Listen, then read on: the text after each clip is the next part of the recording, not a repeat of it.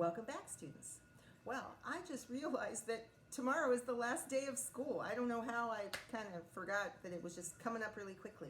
And I realized we still have at least one more book from the Harry McClary series to read together. So I hope you enjoyed Open the Door that was in my 100th video. I have to say I love that so much because, Open the Door, my cat, Bagheera, looks like Slinky Malinky, plus my cat Bagheera can open doors just like Slinky Malinky.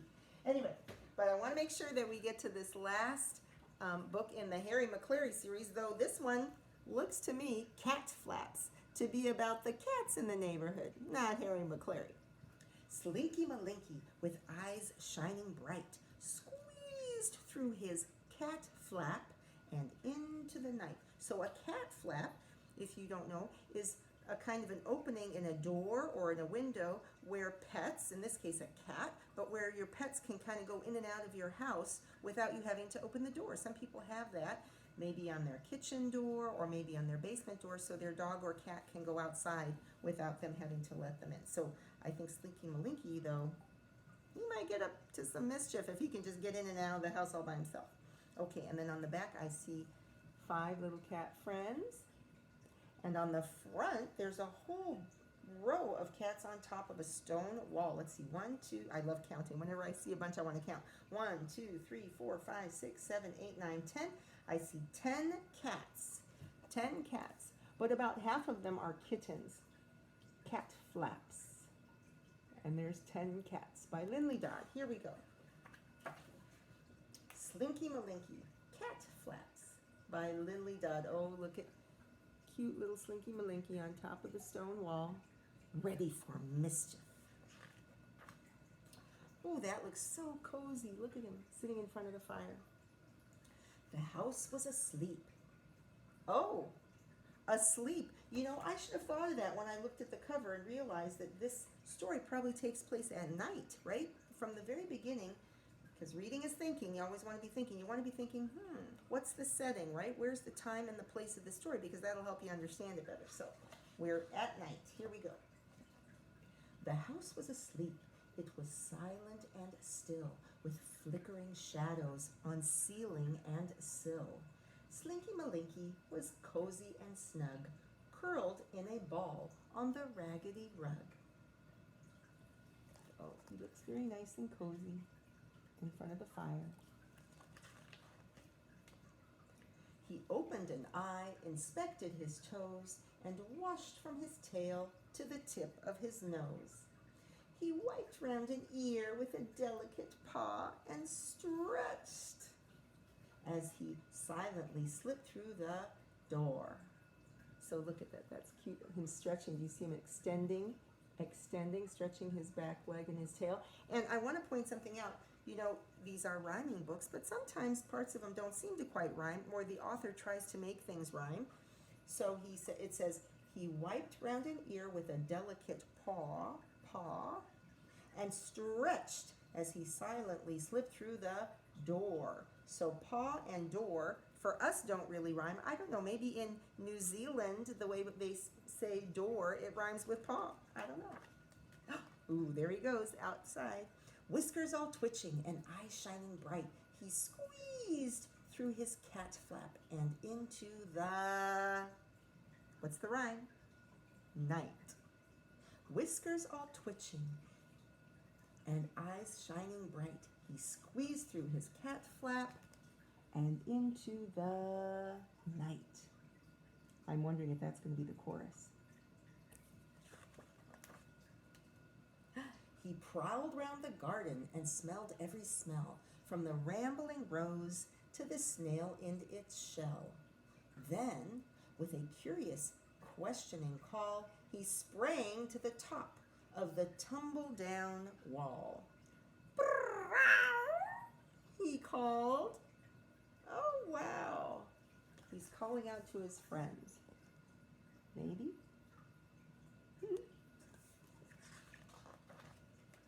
Out of a bush at the end of the wall came 2 creeping shadows, one big and one small. Slipping and slithering, scrambling down, were Gray Whack Jones and Butterball Brown. So he's calling his buddies. That's cute. It looks like Gray Whack Jones.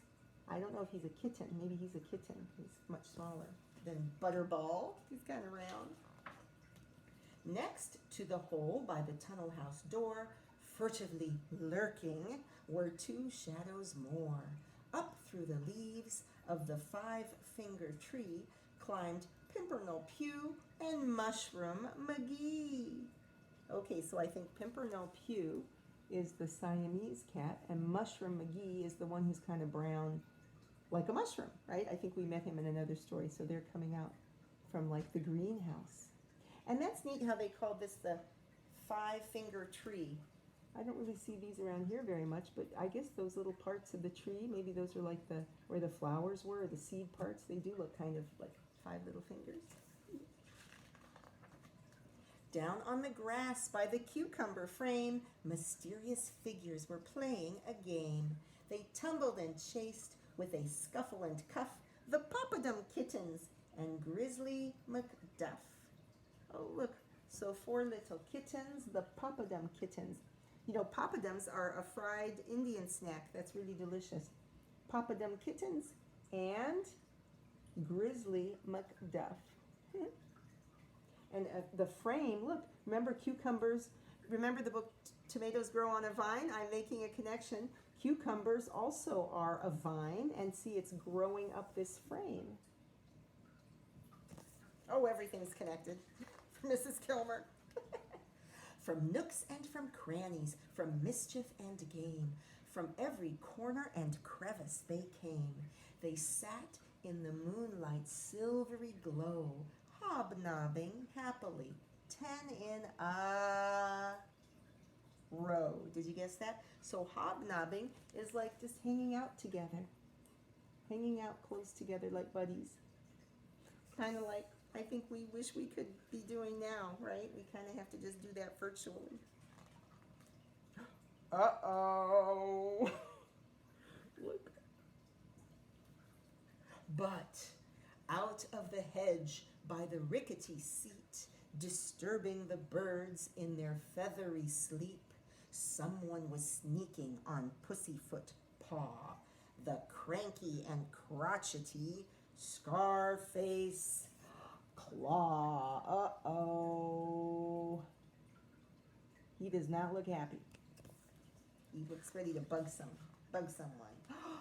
Then, all at once, came the ear-splitting sound of a caterwaul symphony echoing round.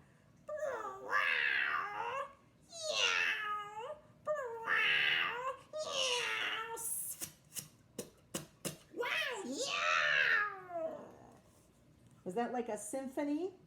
A symphony, right, is when a whole bunch of instruments are playing. So that was a symphony of all their meowings and yowlings at who? Da, da, da. That Scarface Claw. Here we go. It woke all the neighbors. From window and door came bellowing shouts and a furious roar. Shh! They all said, "What a rackety bunch! Stop that commotion and go home at once!" Oh, look at all the neighbors. And you can see the little silhouettes, right? The outline, the silhouettes of all the little neighbors looking out their windows and doors, annoyed at all the loud cat sounds. With a grumbling growl and a scuttle of paw, off and away galloped Scarface Claw. And down from the wall, with a hiss and a spit, went Slinky-Malinky, lickety-split. Oh, wow, it's like the two, well, he's not the leader, but Scarface Claw is leaving, and now Slinky-Malinky's like, okay, time to go. What do you think the other cats will do?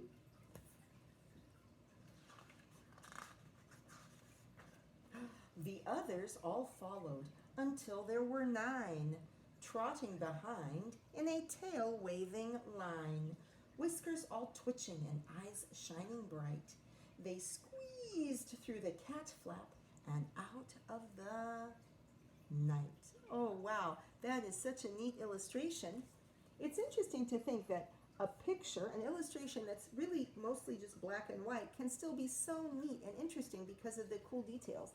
Look, it's not colored, but look, it has the moonlight, and they're all in a row. You could count them. And then it's their silhouette, but also look in the grass, here's their shadows. Isn't that cool? But I'm a little curious. I thought they were all going to go home. Where are they all going in the cat flap? It's a kitty cat sleepover. Let's see. The house was asleep. It was silent and still, with flickering shadows on ceiling and sill. Slinky Malinky was cozy and snug, with all of his friends on the raggedy rug. Aw, isn't that nice? All cozy on the rug together. Okay. So, hold on. Slinky Malinky was cozy and snug, with all of his friends on the raggedy rug. They sat in the firelight's welcoming glow, hobnobbing happily, 10 in a row. Let's see. 1, 2, 3, 4, 5, 6, 7, 8, 9, 10. But I'm wondering, do you notice anybody else in the picture? Do you notice anyone else who might have snuck in through the cat flap and might be trying to join the group? Oh, I hope he's not going to make mischief in the house and scare everybody. So, wasn't that cool? Right? So, they had all gone out to have their fun time on top of the wall, hobnobbing, right? Hanging out together like we kind of all wish we could be doing these days. And then Scarface Claw came and scared them all. But then when they all ran away to go have their kind of little party together, he doesn't want to be left out. Maybe he wants to join too, because his face is not looking so mean. It's kind of more looking like maybe I could join in. Anyway, yeah. Oh, and since we got to do something at the end of the book, I think it's neat to notice, so many books, they start off in a certain way. Something happens right at the beginning, and then different things happen in the story, but lots of times it kind of comes back and circles round to a similar thing happening at the end, like a cycle, right? So you have a life cycle for insects and butterflies and animals, but you kind of have a cycle for books, for stories too, right? Stories have cycles. So I think it's neat how at the beginning it said, the house was asleep, it was silent and still, with flickering shadows on ceiling and sill. Slinky Malinky was cozy and snug, curled in a ball on the raggedy rug. And at the end, it's the same, right? It says, the house was asleep, it was silent and still. It's all the same, except it says, was cozy and snug with all of his friends on their raggedy rug. That's so nice. Okay, well, I hope you enjoyed that last book from my big packet, from my big series of Harry McClary and Slinky Malinky books. And don't forget to wash your hands, cover your coughs and sneezes, do some reading, do some writing, help your family around the house. And I love you guys. I miss you, and I'll see you tomorrow, elbow bump, for the last day of school.